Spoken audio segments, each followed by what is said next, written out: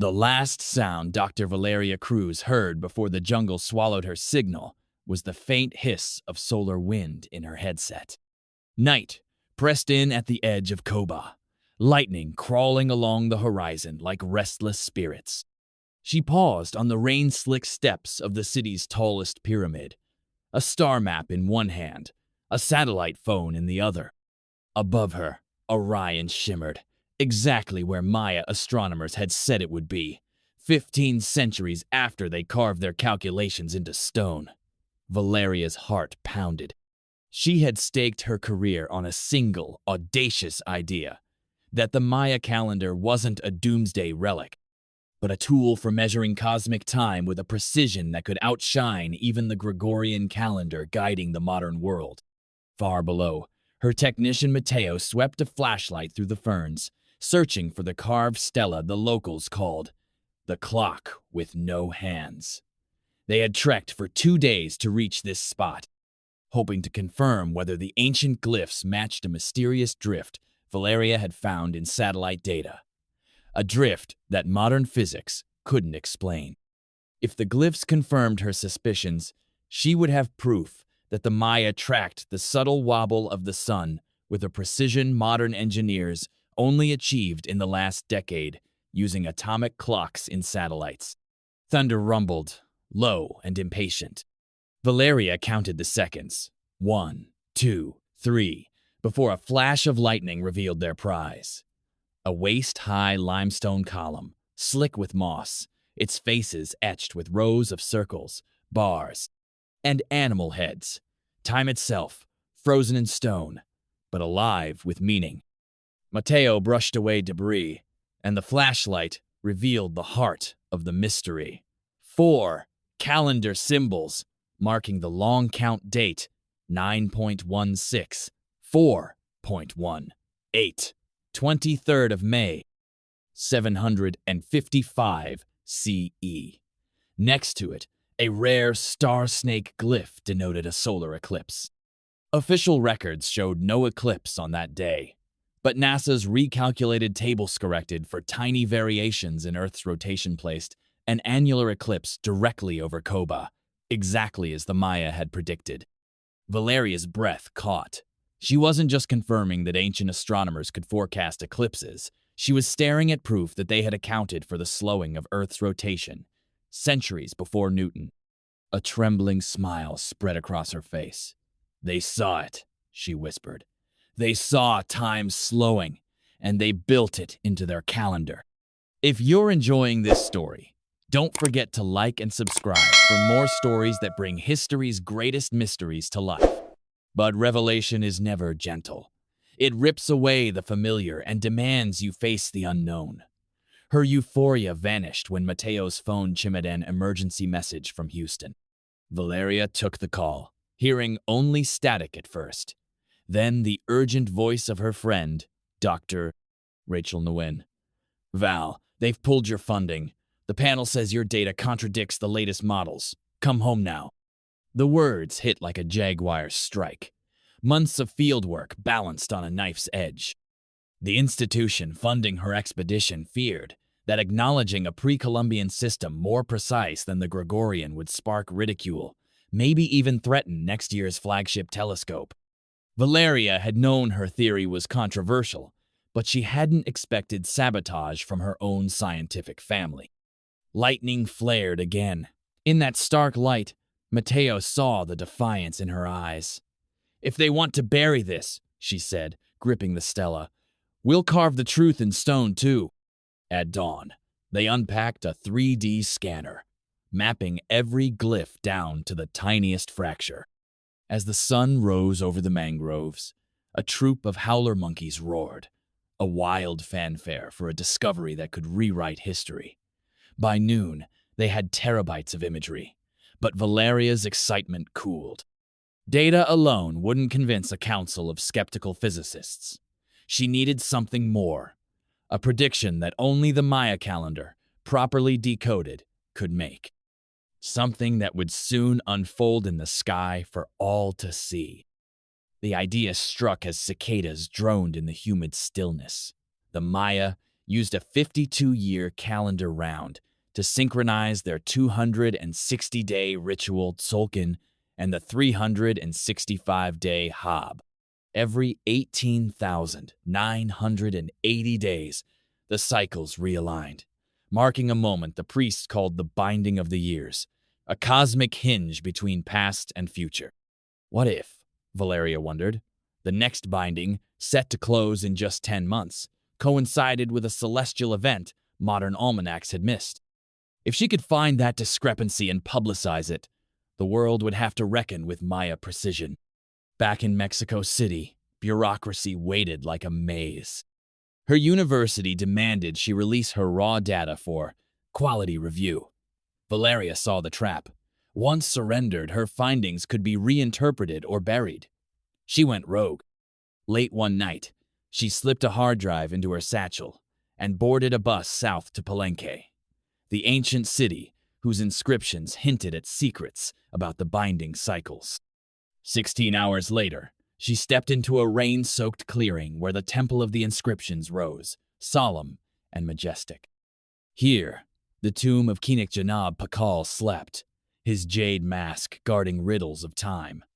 Valeria climbed the pyramid's steep steps, each one a slippery rung between centuries. Inside, her flashlight found a weathered bas-relief panel. Most scholars ignored it, but Valeria's years of study let her read patterns where others saw only scars.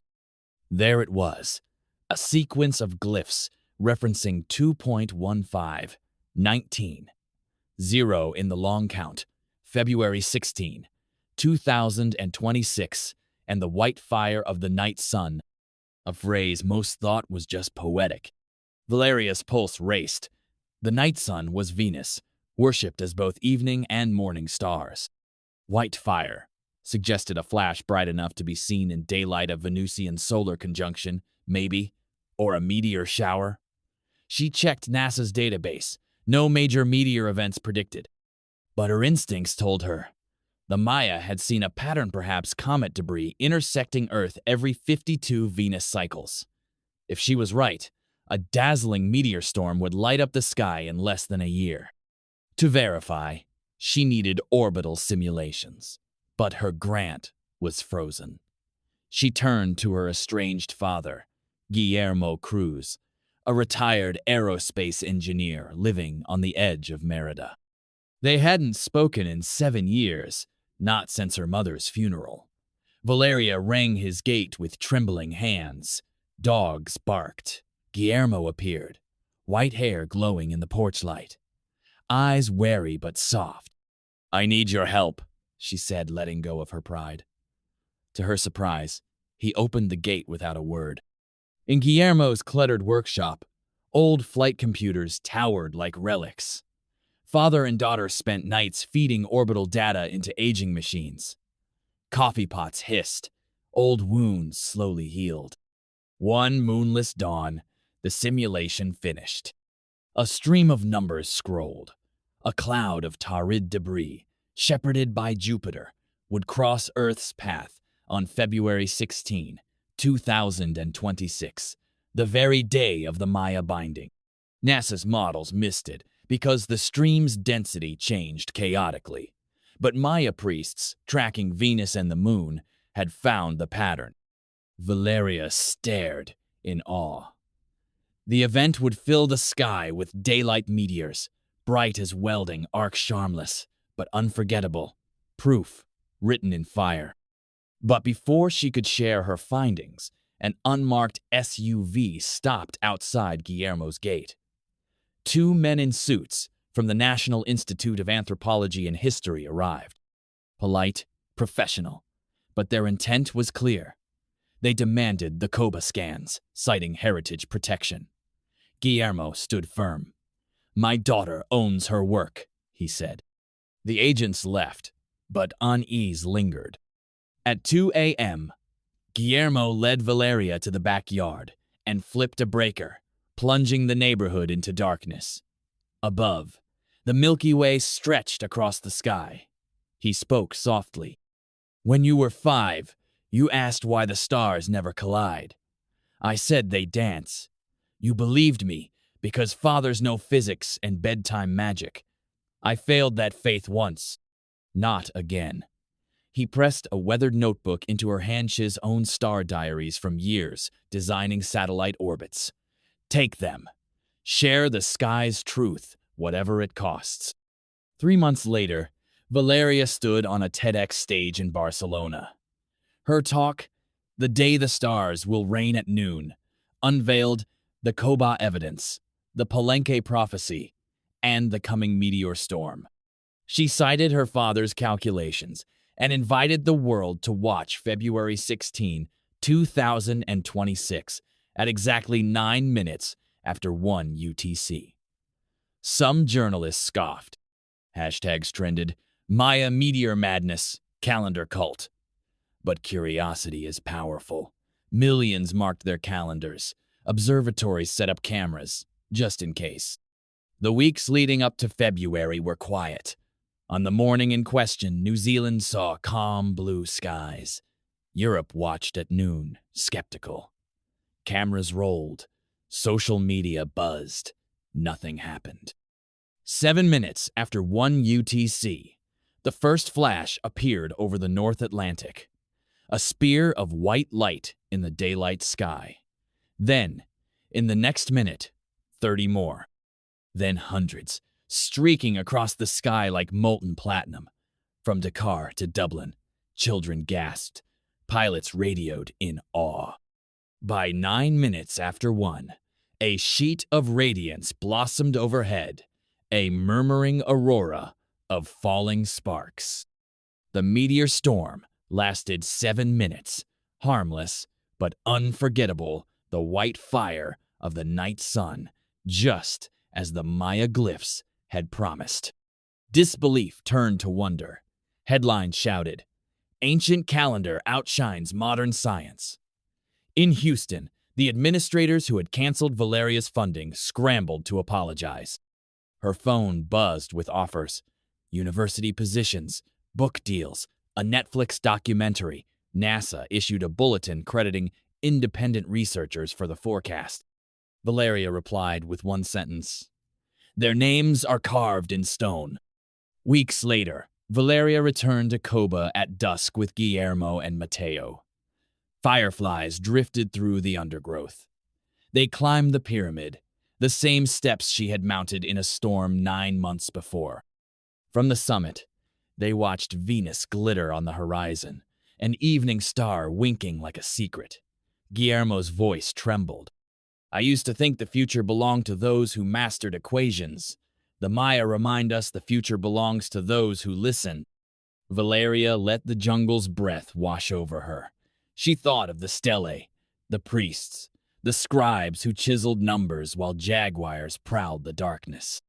They hadn't just recorded time, they had courted it, coaxed its secrets through patience and awe. That dialogue had leapt centuries to whisper in her era, bridge of stone and starlight. Thunder rumbled in the distance, promising rain. Mateo set up a projector, casting 3D images of the glyphs onto the pyramid stones.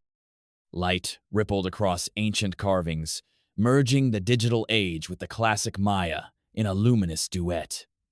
Villagers gathered below, watching their heritage illuminated anew, and cheered. But history, like the universe, keeps spinning. Valeria's new research aims to compare ancient tidal records with modern satellite data, searching for clues to sea level rise. Skeptics remain. Doubt is the sibling of wonder. Yet across the scientific world, a quiet respect grows. We have not yet surpassed the patient astronomers of Muluk and Kawak, who tracked Venus through clouded seasons and found rhythm in chaos. Some nights, Valeria dreams she is carving dates on wet plaster. When she wakes, she remembers the truth written in fire. Time is a circle of circles, some 260 days, some 365, some 5,125 years. We inherit our ancestors' attention, or we inherit their ignorance. The choice is ours, bright as falling meteors, waiting to be read. So, next time your calendar flips or your digital clock blinks midnight, think of the limestone column in Cobá, of priests measuring shadows with cornstalks, of stars writhing like silver serpents at midday. Remember that a civilization once wove mathematics and myth so tightly that they could catch a comet's breath centuries before it arrived. And ask, as Valeria once did under lightning-torn skies, what other stories of precision, of humility before the cosmos, still lie buried in the jungle, waiting for someone brave enough to listen. If you felt that shiver of cosmic awe, hit subscribe and tap the bell so you never miss our next journey through time. Because here, the past isn't gone. It's counting down to its next revelation.